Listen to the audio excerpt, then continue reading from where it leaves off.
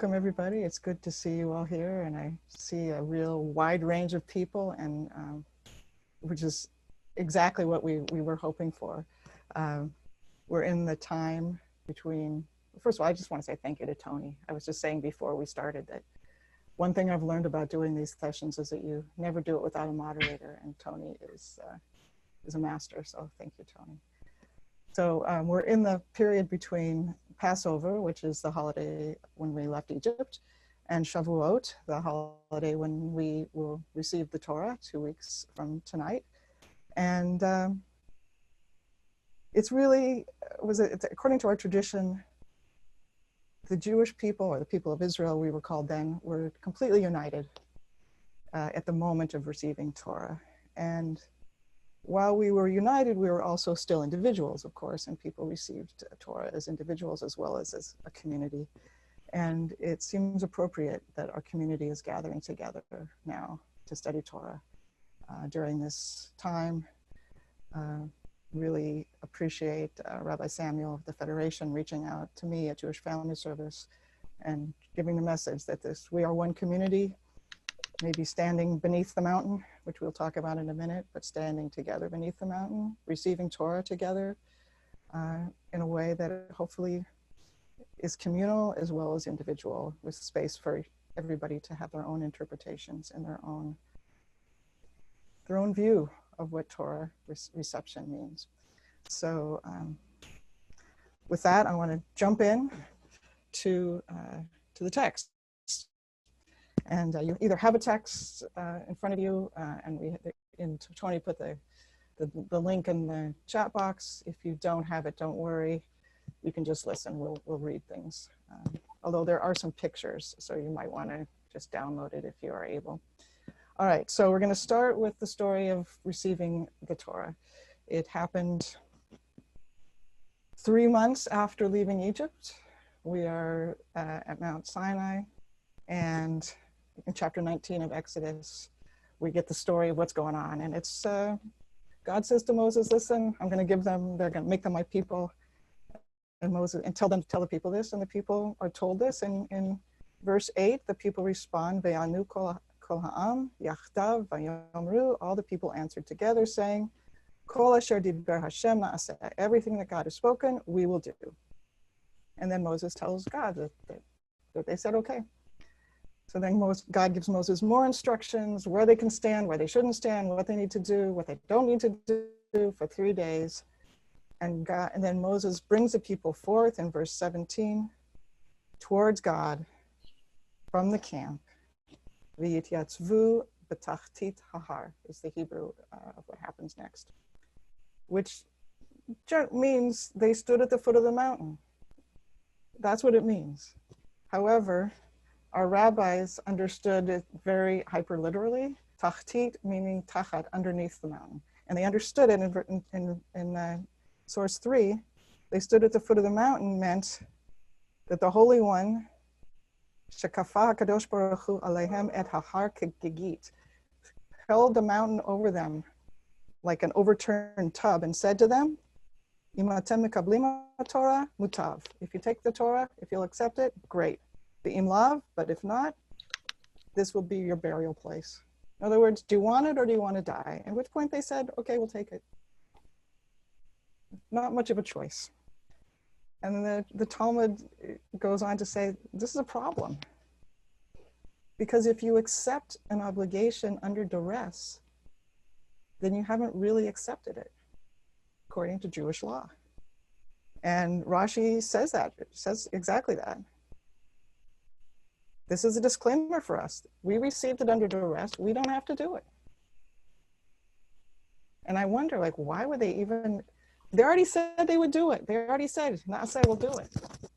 Why do the rabbis feel like it has to be given to us under duress? Rabbi Samuel, you want to respond to that? Sure. It's also just to explain the background, it's time in which we approach Matan Torah, the giving of Torah.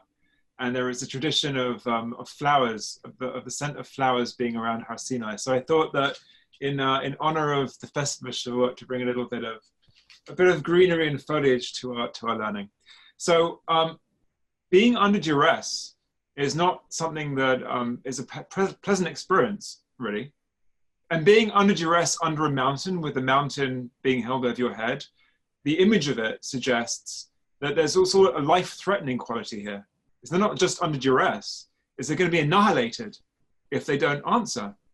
And this threat of annihilation is what motivates them to say, yes, we'll do this. And so what's very curious about the text in source 5, which is actually Megillat Esther, the scroll of Esther, is a rejoinder, is a response to the problem raised here by the Talmud and by Rashi. And that is that in the time of Esther, as we read it, the Jews were actually threatened with annihilation, just as they were supposedly at Mount Sinai, except in the book of Esther, it says it very clearly. Haman wanted to kill them. There were people with swords, axes, and lances ready to kill them. Whereas in the texts here, it's inferred very, very opaquely, betachtit hahar, that they might have been under threat. Whereas in the time of Esther, it says it openly and clearly they were threatened. So let's turn to the source text for a second and see how the rabbis read it. Kimu v'kiblu haYehudim aleihem v'al zaram v'al kol hanevim aleihem. The Jews ordained, in English, verse 27, the Jews ordained and took upon them and upon their descendants and upon all such as joined themselves to them. And what did they do? They ordain. V'lo ya'avar liot osim et shnei hayimim ha'ele kiktavam kizmanam.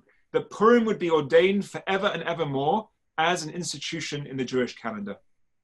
And that kimu v'kiblu, say the rabbis, was a sort of like two words that appeared from many years previously, from eons previously. That was now when the Jews received the Torah. Kimu v'kiblu. Kimu v'kiblu mashe heim lo mekablim kavar. That they did so now willingly and openly what they could not do before, which is they did it b'lev maleh, with a full heart. Except, as commentators actually say, hang on a second. They did this only after there was the threat of extermination. So I ask you, do we need to receive the Torah with an extermination complex? Is that what we have to do? Do we have to enter into a sense of being exterminated in order to fully receive Torah? Because that's what these texts seem to suggest. Well, I would take it a step further even and say, is revelation, is there something about revelation that requires the fear of a mountain over our heads? In other words, is revelation, can we receive revelation without a mountain over our heads? And if I think about what's going on now, we're living with a mountain over our heads. I see. Can I speak louder? Sorry. Hopefully you can hear me better. It makes me wonder, what change the mic coming better? Is this better? If I hold it like this, better? Okay. Thank you for letting me know. Great. I wonder about what we learn as a community when the mountain's held over our head, when we're under duress. And is there something that that opens for us, as Julie is writing here? Does something open for us against our will? And did the rabbis think, did the rabbis think maybe we were gonna, some people would say yes, some people would say no, you all have to be here. You all have to learn together right now. So I'm gonna hold the mountain over your head. You're all gonna get under the mountain and you're gonna experience this together. Yes, and out of the comfort zone. I don't like the idea that we have to be out of our comfort zone in order to receive Torah, but maybe we do.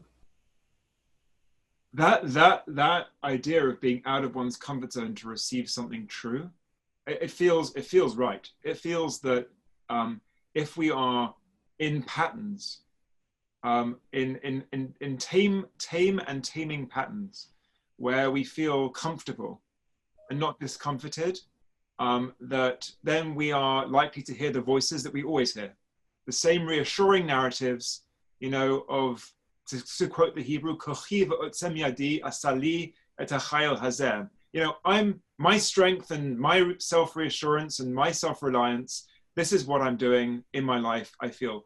But when we step out of that narrative, or we're thrown off that narrative by something, our texts tell us that that is a moment for revelation. That is a moment when often we get the small, still voice that just sort of niggles at us and says, there's something out there that you might want to be listening to. You know, the universe is trying to teach you something. That feels very resonant. Right. But as Laurie's writing here, what about free choice, right? And this is the tension we're dealing with here, right? I mean, we're setting up the issue, which is, yeah, we learn a lot, but we don't learn it freely. Or maybe we do. Maybe what you just said with the source from Esther is that eventually we do come to learn it freely, but initially perhaps not. To Laurie's point, that's precisely what Esther's seemingly trying to teach, although it's complicated, which is at the time of Esther, they had free choice. That's what the text is saying. Right. Although it's complicated by the fact that only moments before they were going to be annihilated, actually. So it doesn't quite work. It's only trauma that presents itself as now we have free choice. So I think that even the text that tries to prove that the Jews had free choice is complicated by what came before. So this is what we're going to discuss, actually. So there's an image that's on the frontispiece of your packet, which is an image of, it's called The Ending of Ending, and it is by Edward Basualdo. It's called Teoria, actually. And in Teoria, which is a part of a wider piece called The Ending of Ending, is a papier-mâché and aluminum boulder. It is not a real boulder. This image is taken from Montreal, where I saw it first. I saw this is an image of this work of art. One could find it in the Musée des Beaux-Arts in Montreal, where it was hanging for a couple of years as part of a wider work. I've experienced standing underneath this work of art and believing. We've been speaking about as if, right? Ki'ilu. We keep returning to this motif of believing as if, of going underneath something like this and imagining what would happen if that cord snapped. You know, what would happen? Well, actually what would happen is that we'd be flattened by that. So now imagine a mountain. So scale this up a few times. That this idea of something very heavy hanging over our heads is what Mount Sinai is suggesting. The motif of Mount Sinai, if we read as if wrenched from Mount Moriah on source 6, is actually a very old motif. It is the motif of the oldest mountain going in Jewish law, L-O-R-E, and that is the moment of the sacrifice of Isaac. That Har HaMoriah, which of course is the mountain which God shows to Abraham, the Har Hashem Yira'eh, that he says, I will show you the mountain. This is the mountain that produces Mount Sinai. It's also the mountain on which the temple is going to stand. Source 6 from Midrash Tehillim. The Sinai mehechan ba, and from where did Sinai come? Amar Rabbi Yossi mehar HaMoriah nitlash. It was wrenched, actually. It was physically taken from Mount Moriah, and then listen to this, kachala me'isa, like challah from kneaded dough. So, what do you do with challah? You burn it up. It's completely burnt. It is a place of great terror, actually, of mysterium tremendum. It is a place in which there is mystery, but that mystery is awe-inspiring. So what is Mount Sinai? It's not actually some tame mountain bedecked in flowers. No. Mount Sinai is part of a great mystery where God presents God's self to people and threatens to annihilate them, like Abraham and Isaac. And then maybe at the last minute they are saved, but they have to pass through that moment of believing as if they would not be in order to receive that revelation. And I want to just quote from Teoria here, the last paragraph, that what Eduardo Basualdo is trying to do in his artwork, of which this is one, is to evoke in us by way of this large black meteorite, which is really, really heavy looking, but actually surprisingly light, the optics of what we do to submit ourselves to irreversible forces in nature, gravity being one, the controlling actions of a universe over which we do not have jurisdiction. We're in the grip of one. It's invisible, actually. And we don't have to be such concrete thinkers to get there. We are in the grip of an invisible force over which we do not have jurisdiction. We are in its grasp, not it in ours. And in a very powerful way, Har HaMari'ah is signaling that moment, a moment that we submit ourselves, willingly or unwillingly, freely or unfreely, to choices beyond, to forces beyond our control. That, I think, was what we were discussing, the motifs that Aviva Zornberg brings to this, Beth, was this idea of Tehom el Tehom Koreh, that deep calls unto deep. What are we to do at this time when we are, as humans, as people in community, gripped by these forces? What is our response? Well, that's the question, right? We're I think, well, one of the things that Aviva Zornberg says in section source 8, she's talking about communication taking place between depths, you know, in the voice of many waters, in the mountains shaking. We're talking about communication that really is erupting, and it's hard to hear it. So what are we going to hear? We're going to hear things that we can't really talk about because it's beyond language. And so the question is, can we accept the limits of communication that this experience at Sinai was and continues to be and is in this very moment? And accept also that there's something happening within the entire community, and there's something happening in each individual human being's heart that cannot fully be communicated. And yet we're going to try, because we have to try, because it's about to erupt like a volcano. Which brings us really to the next section. This is for me one of the most both compelling and troubling things about this experience right now. You know, here we are communicating with each other with all of the trappings of what modern technology will allow, and yet can deep really call onto deep. In this moment, as we communicate one with the other, can we have the same experience of being with, the presence that we feel of reassurance of another, the presence of deep communication? You know, we speak of teletherapy. I mean, that's a phrase that's used. There are many that are turning to teletherapy now. Is therapy online in the same as therapy in person? You know, there are many who've written articles about the quality of presence, that is actually presence that is a very large part of, excuse me, of what a therapist brings. Wow, that was Freudian. In what a therapist brings to this practice, which is the complexity of human endeavor in communicating, the crinkles at the eyes, of the mouth, of what it means to communicate deep to deep. That is what the mountain is, I think, partly. And the need to communicate could be an erupting need, like the force of all of us desiring to communicate in ways which we just can't is pressing on that. And the wider context of Teoria, the ending of ending, you will see the self-same meteorite stuffed into a cavity, a small space, in this case a garage.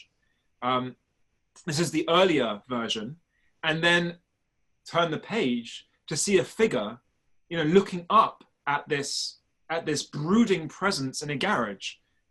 Imagine that space. This is our space, and what is filling our space? I would like to argue that it's the need to communicate, that the building need to communicate deeply and really is what many people are feeling. That's how I'm feeling. Right. And I think that is what revelation is. It's God wanting to communicate with us. And can we hear it? And what, of course, is God, if not, for me at least, on some level, really experienced through you, through other human beings. And so the divine need to communicate parallels the human need to communicate. And you see this man sitting under the rock, and you don't have perspective, and it's hard to do it. And here we are. What do you think about the Zornberg piece on number 11? Yeah, this is where I feel that Zornberg is really both a thinker and writer who speaks to the hour that we're in.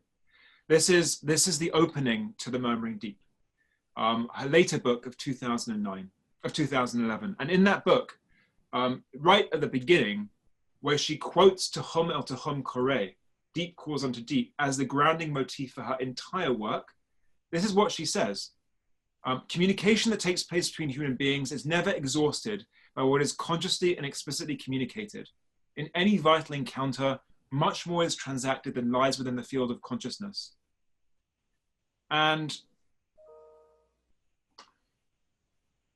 Beth, I feel that we are struggling against the eggshell thin crust of what it means to communicate the unconscious, our unconscious needs and desires to the world at a time when the oxygen is perhaps leaving the room. Here we are, and there are many who are talking about sitting at home and feeling like they are oppressed by the enclosure. We've spoken about that in the past, feeling like the walls are closing in. And there are others who feel that it's an expansive moment for them. There's more time and space to think and reflect. It's a paradox, really. And I think that is part of what the Har HaMoriah to Har Sinai moment is speaking about, which is Har Sinai is both Har Sinai with the flowers, as the Midrash asks us. It is both the moment of expansiveness and of delight in revealing something revealed to us that is powerfully and compellingly true and uplifting, but it is also a moment of great eclipse, where we might be confronted with truths that we have just heard for the first time or are hearing for the first time. We always already belong to prejudices, wishes, and interests that close us to certain truths and open us to others. Maybe this is a moment in which those truths are beginning to make themselves known to us. Yes, and we also are bringing our, the always already prejudices, wishes, and interests. Each of us bring our own into this moment, as we did at Sinai, as we do now. And so the next section we're going to look at are different reasons why we were given the Torah, under duress or not. And I think we will all bring our own life experience, our wishes, our desires into these texts. That's why there's one of the things I love about the tradition is that there are so many answers to the same question, because people are bringing their own experiences into the text. But by seeing somebody else's text, someone else's answer, I'm brought into their perspective. So the first answer that we have here is, why were we given the Torah in this way? Well, we needed it. It wasn't a choice. This is source 12. And I want to say, as we go into this section, that these answers overlap. They're not so separate, but we'll start with this one. We need Torah. And this one is, Ki Torah kol olam talui ba. The whole world depends, literally is suspended upon the Torah. Without the Torah, ve'im lo hayta Torah, haya ha'olam chozer letohu vavohu. The world would have returned to chaos without receiving it. You didn't have a choice. You had to accept it. Without it, there's no world at all.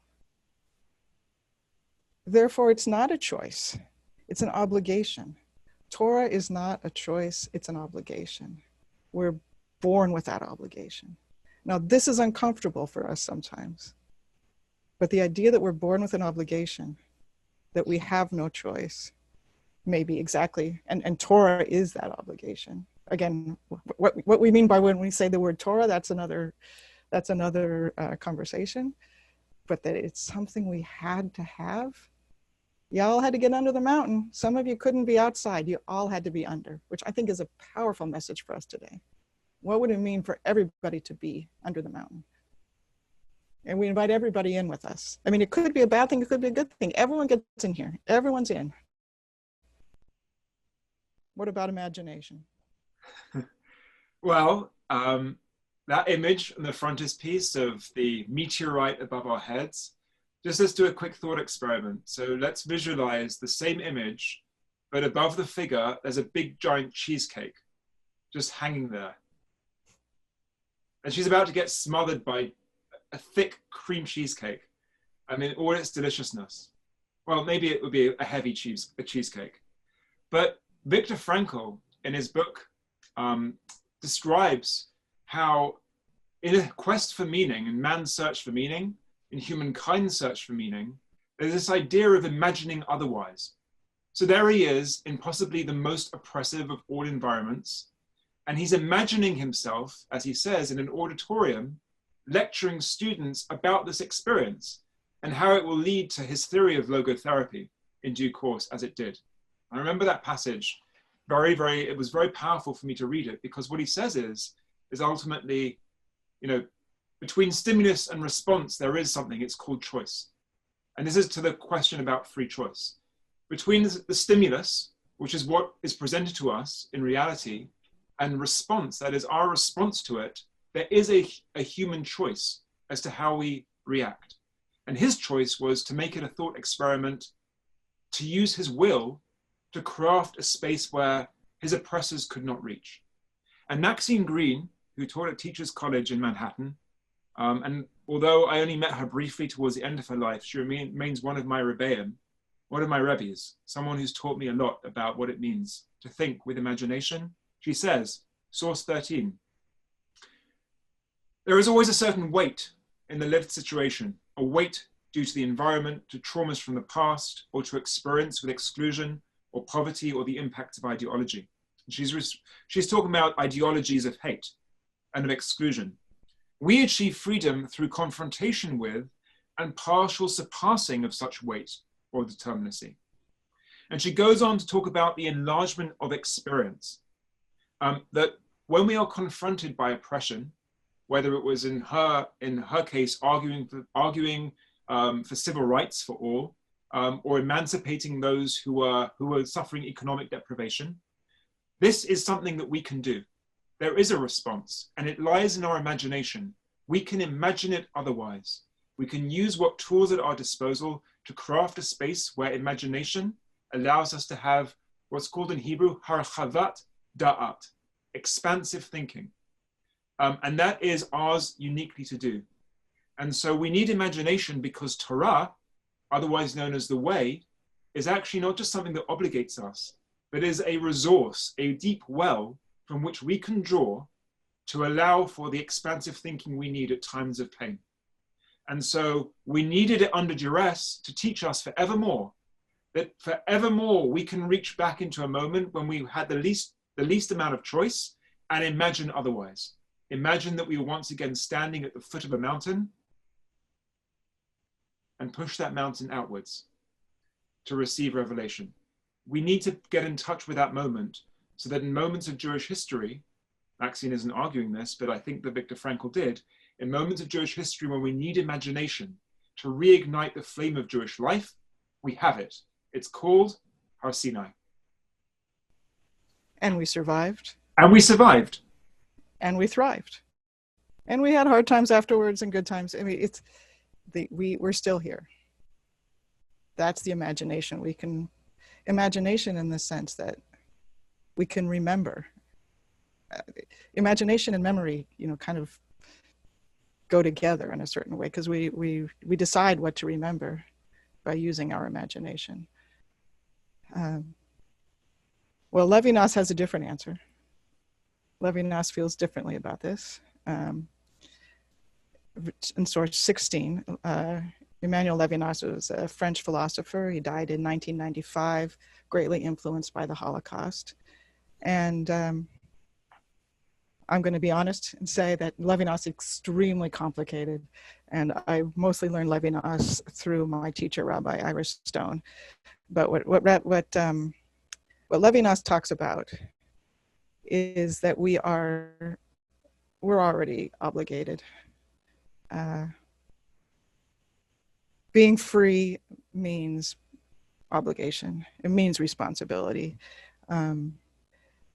He talks about a freedom that includes responsibilities, and he calls it the difficult freedom of being Jewish. And his argument is by the fact that we're born and we had nothing to do with our birth. We didn't ask to be here. We were created by others. We're already obligated. We were given this as a gift by others. Somebody fed us, or we would have died. An infant cannot survive on their own. We are born obligated. As we become adults, we realize we have obligations. We didn't create ourselves. And he would argue the obligation was already there. It wasn't about a choice. You don't get a choice when you're already obligated, when it was there already in the first place. I see you, I'm obligated. You're in pain, I'm obligated. We're under a mountain, all of us, and I just want to let you know, we read as many of these comments as we can as they come through, but sometimes it's just hard to read everything. So I think I noticed Julie said, we're all under the mountain right now. Yes and no, we are all under the mountain, but we're all experiencing it differently. But yes, we're all under the mountain, and we're all obligated to each other to take care of each other one way or another. So these are all different ways of trying to get around this issue of consent. But at the end of the day, do we need consent? I turn us to the source 17. We really can't get around it. Levinas says we don't need it. We're obligated already. We're under the mountain already, and I would say here we are under the mountain, against our will perhaps, but here we are. What are we going to do? The mountain of this virus is on top of us. We can complain about it, we can fetch about it, but it's here. Now what? Consent or not, now what? Torah, we have it, now what? Michael Sandel, who's when writing this, was a fellow at the Shalom Hart Institute in Israel. That behind this, what he's about to say about Sinai is an argument between Rousseau and Kant. So Immanuel Kant and Jacques Rousseau are having an argument about the social contract. And Kant argues, of course, that one thing he is absolutely sure of, and he calls this the categorical imperative. And that is, the starry heavens above and the moral law within. But there's a categorical imperative, and that is the highest ideal of human experience is to do what is right. In Hebrew, that would be va'asita hayashar b'hatov b'einei Hashem. You shall do what is just, what is literally straight, and what is right in the eyes of God. And that obligation for Kant does not arise from consent at all. That society is a social construct, by definition. That there exists, in fact, Margaret Thatcher very famously said, there are no societies. There are only individuals and there are families. Discuss, right? Said Margaret Thatcher. That went down really well at the time. So who are we following here? Kant and the categorical imperative that we are always obligated towards the other. We are born into obligation towards our fellow humans. This is not the savannah, right? This is not, nature red in tooth and claw. This is humankind looking after humankind. Or is it only with consent? If I open the gates to my city to you as the storms roll in, that is only because I consent. I don't have to. I consent to your request. I don't have to. I see you outside the gates of my city. It's not my problem.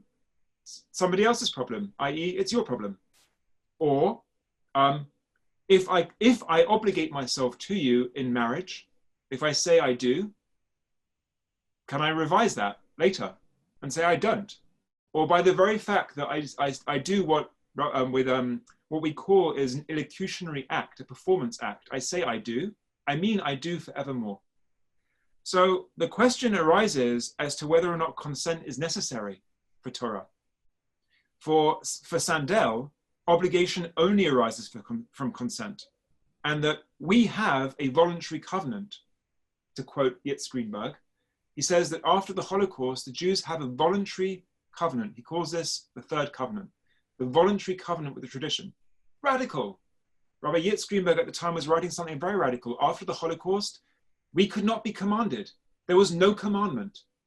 And that is what is being struggled here with here, which is that do we feel obligated into a coerced covenant with God? Or is it that we are freely choosing in our own lives a covenant, once again, every generation with Jewish life? Is it to every generation to re-choose and choose again? Or does that, as you just said, does that obligation is it just there? That's what I'm thinking of right now. You know, what's our obligation? What sense of obligation do we feel to the tradition when the universe throws us a spanner? Are we as obligated in the ways that we would be obligated in other ways? What's your thinking?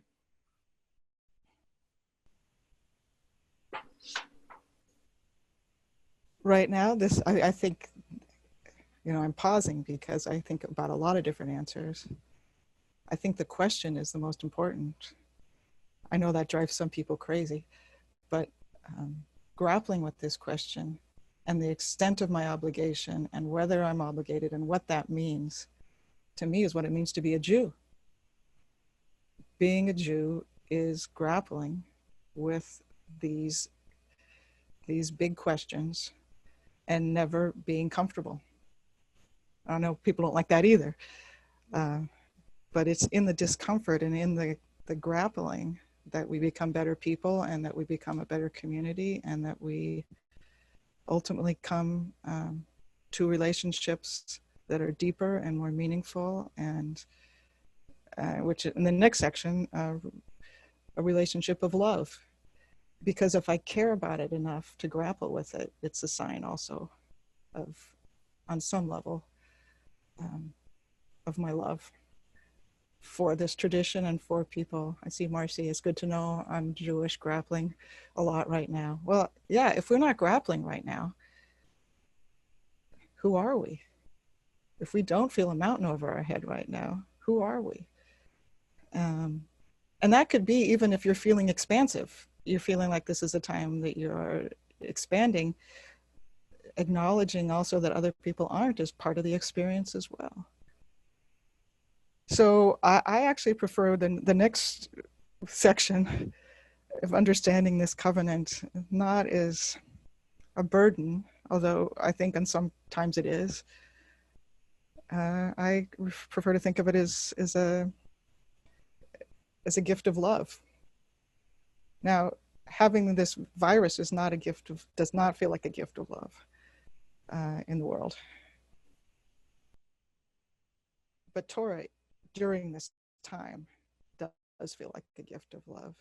And do you want to talk about David Hartman's piece here on number 18? Yes, Rabbi David Hartman, Alav HaShalom, was known as a firebrand. Those who had the privilege of hearing him give drashot, of hearing him speak, will know that he was a fire and brimstone kind of guy. Right? He wasn't softly in any way. I sat in the front row once. Yes, I know. Oh wow! So I only met him later in his life, and I learned with him then. But I was told that when he was younger, even more so. There's a great YouTube clip out there, by the way, for those interested, of him at a Lion of Judah conference with Hillary Clinton.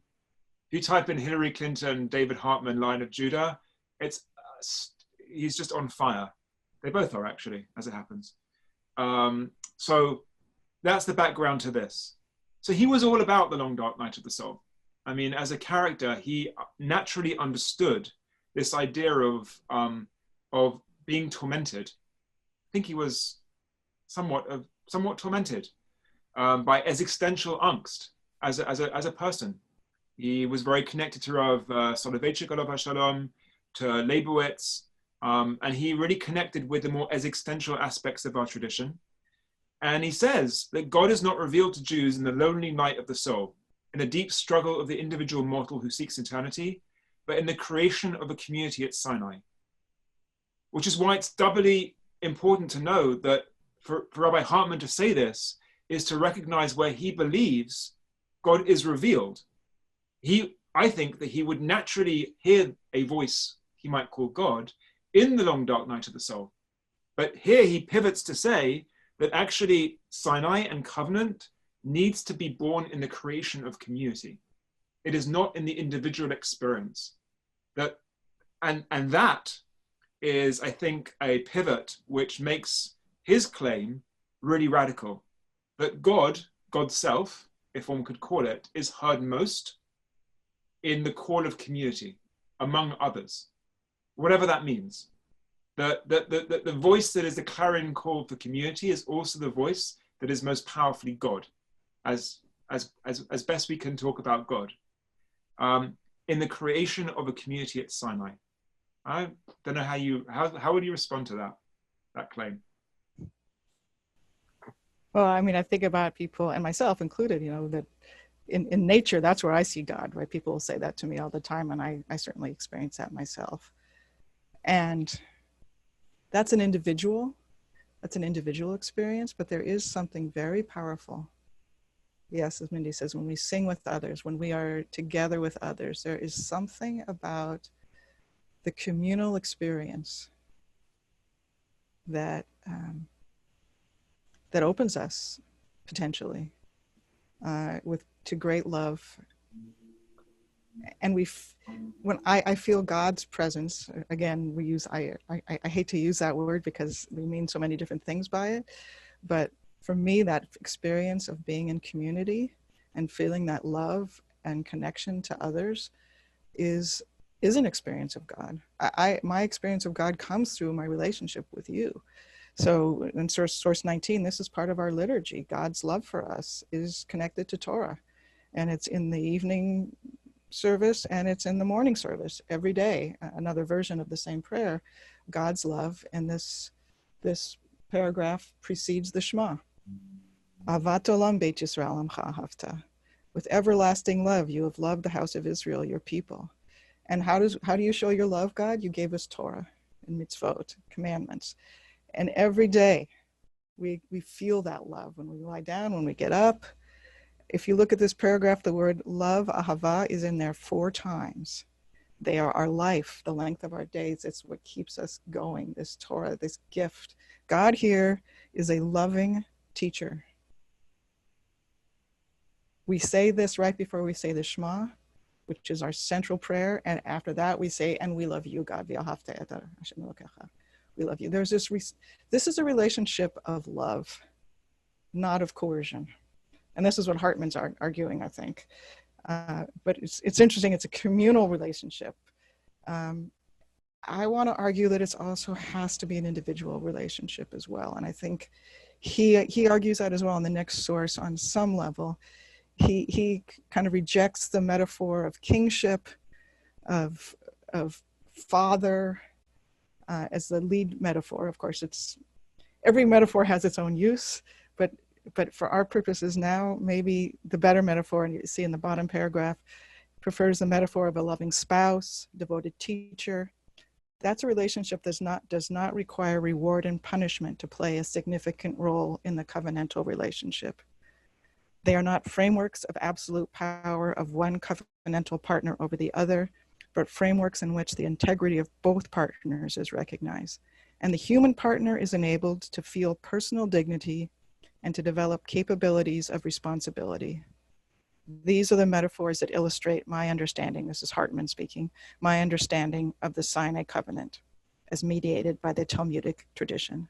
Now, of course, we know, we've seen other pieces, we know that, there is the whole coercion piece. But Hartman is putting a magnifying glass on the love relationship. On when you love somebody, you help them. You needed the Torah. I gave this to you as a gift of love. It's like, I tell you, like, listen, I know I need this medicine. I don't want to take it, but will you make sure I take it? And then when it comes time when I don't want to take it, you make sure I take it. That's what a loving relationship is, where I can really depend on you to help me with what I need, and you can depend on me to help you with what you need. That's the relationship that I think Hartman is describing, and that I find much more personally appealing in terms of what Sinai was and continues to be. Do you want to comment on that before I go on to the next individual? A risk of saying something that I've been thinking about for quite some time, about this idea that we struggle with. The Torah dropped immaculate from the sky, right, into Moses' lap, and then was delivered to the children of Israel. Not even in the deepest annals of our tradition do we claim this, by the way. The Torah, yes, maybe the Ten Commandments, but the Torah is born out of lived experience. And in the sources that we are reading today, the Torah predates Matan Torah, the giving of Torah as the Ten Commandments, by aeons. For the Maharal, it was right at the beginning. If you open up to the very first Rashi of the Torah, on Bereshit, the very first Rashi says, Torah is the blueprint for creation. Histakel ba'oraita ubara alma. The God self looked into Torah and created the world. In which case, Torah is a stuff of life. Torah is life. Kihem chayenu v'orech yemenu. It says it concretely. So maybe it's too elastic to say this, but maybe Torah is actually life, lived experience. The lived experience that we all can dip into authentically and audaciously, from which to draw, and that the contours of that lived experience are accentuated by the values that we are given as Jews. But they're not just the values we're given as Jews, they're also values that we see in the world around us, values that we can come to of our own choice, of our own free choice and volition as human beings.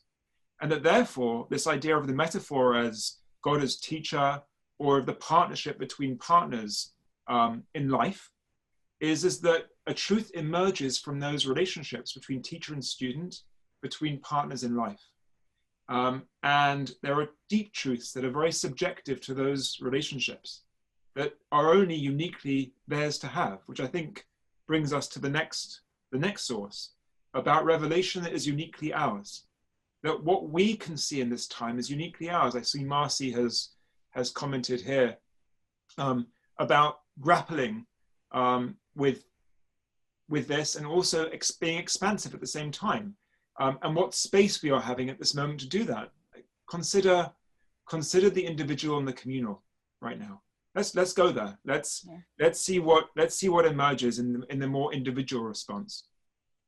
Well, this next source, number 21, is from the Eish Kodesh, who was the Hasidic Rebbe in the Warsaw Ghetto, who was killed in the Holocaust, and who was teaching Torah to his people in the Warsaw Ghetto under the worst of conditions. This particular teaching is actually much more lengthy. I just took a small section of it here, but he refers to the beginning of the book of Vayikra, of Leviticus, where the Rashi there points out that when the Torah was given, it was given to everybody in one voice. Everybody heard the same thing. But Moshe, because he was so unique, also heard an individual voice. He heard a special Torah given, just a revelation to him personally, as well as to the entire people. It was happening at the same time. And mostly what we see traditionally is that we'll see people say, yes, Moshe was unique. There are unique individuals who can hear a direct voice. But most of us don't have access to that. We just have access to the communal voice. What the Bizetzner, what the Eish Kodesh does, I'm just going to read the last paragraph here, and he repeats it a number of times in a number of his teachings, but here it seems the most powerful. He says that every single one of us has our own unique Torah to hear. That yes, we all have the communal Torah that we receive. And even the great mysteries of the Kabbalah, he says, how mysterious can that be? It's written down. You can go read it. There's another greater mystery, he says, that is available to each and every one of us at the same time that the communal experience is happening. We each get our own revelation. He says the Torah is something that God teaches someone individually. V'ro'ev u'masig kol achad chelek Torato mahashem medaber alav u'melamdo she'ein zulato masig. God teaches each person individually and personally, and what that person can grasp, nobody else can grasp. And what somebody else grasps, I can't grasp. And actually he goes on to say, and you know that it's true if you can't talk about it. You know that it's your Torah if you can't talk about it. Because if you can talk about it, then it's not uniquely yours. And so we go back to the beginning of what Aviva Zornberg is saying. We're all struggling to communicate things we can't communicate. And yet we still have to try. We need to try. But if we can acknowledge that we each are experiencing, and I would take this to now, if we can we're each getting our own Torah right now. Some of it's communal, but something is uniquely ours to learn right now. Against our will, perhaps, but there it is. And trying to discern what that is, and at least acknowledging that you're going to be learning something that is uniquely yours, and I'm going to be learning something that's uniquely mine. Just to say that alone gives me some freedom to try to connect to something bigger than myself. You want to take us to the poem or respond? Something that is sustaining me at this time is a writing practice. And that practice is really born out of a relationship from some years ago with the author, the poet, Merle Feld, who some of you may know. Merle lives in Albany, New York. She has taught generations of clergy, of rabbis, of educators, and left a big imprint on my life. And in our writing groups, she always stressed how writing was something that you did even when you didn't have anything to say. Sit at the table, and she quotes Julie Cameron's The Artist's Way here, I think they called the pages or the morning pages or something like that. That sit down and write, and just keep writing, even if it's I don't know what to write, I don't know what to write, I don't know what to write, and just keep doing that until something emerges or not, for a period of time. It could be 10 minutes, it could be 20 minutes. And this is quite similar to Rav Nachman's idea of hitbodedut, that we do something even when we don't feel it. And Merle wasn't feeling that Har Sinai, at the time she was writing in the 80s, was speaking to all.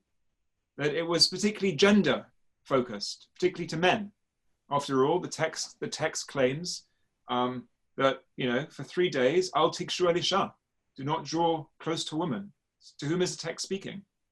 Very powerfully confronting for those who were trying to find a broader view of what Jewish life could be. And at that time, she wrote a poem called We All Stood Together, which became quite famous. And there's a little bit on it here. We're going to conclude by reading this, and maybe Beth, if you would read this poem. It's a poem which Merle always offered as a moment of recognition and revelation that she was also at Sinai, and not just also, but she was powerfully at Sinai, even when the universe seemed to suggest that there were currents that said otherwise. So this is a poem, We All Stood Together. And I remember first reading this poem and feeling, wow, this really spoke to me. And I think it was in the 80s. I think that's when she wrote it, and that's when I remember reading it.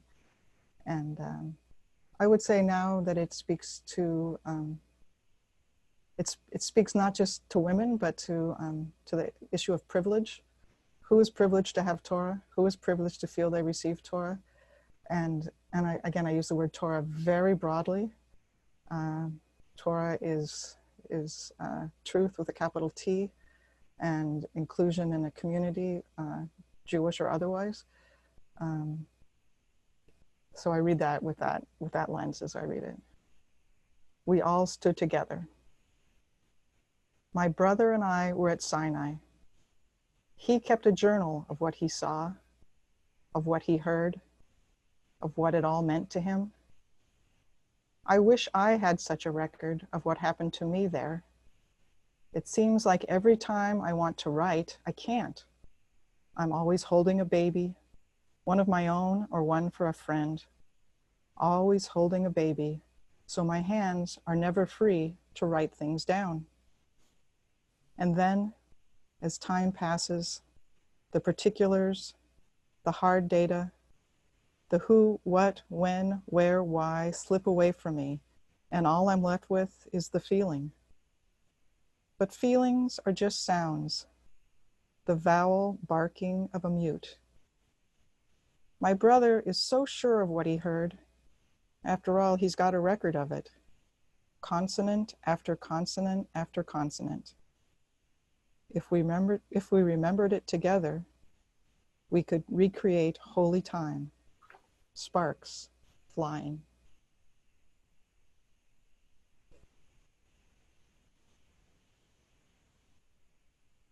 I feel like when we can bring the community together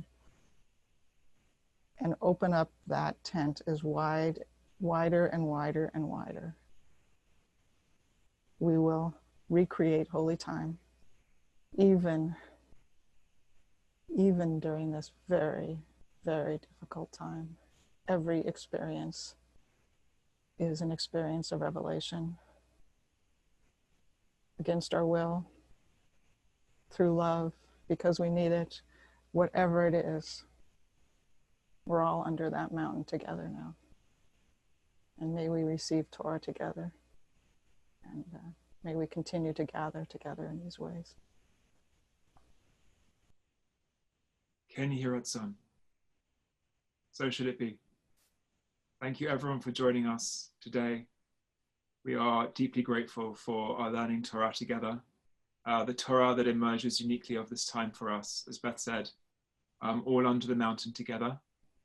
And we look forward to continuing to learn, hopefully in the coming year, as we build community through learning Torah, finding ways in which to communicate. We're going to conclude now, just to segue with also gratitude to JFS and on behalf of Federation for the partnership that has allowed us, Beth and my time to really to grapple with some text. Beth, it's been an absolute privilege to be learning with you in this way. And to Tony, as you said, masterfully crafting and creating this community space online as you have, Tony. Thank you so much. And to everyone else who has shared, who has stepped forward, putting words out there, putting yourself out there in this way, we've really benefited from our learning together. Chizku v'imtzu. Be strong and of good courage. And Ali Shabbat Shalom. May this be a model for us to come together all the time with the mountain not over our head. Thanks.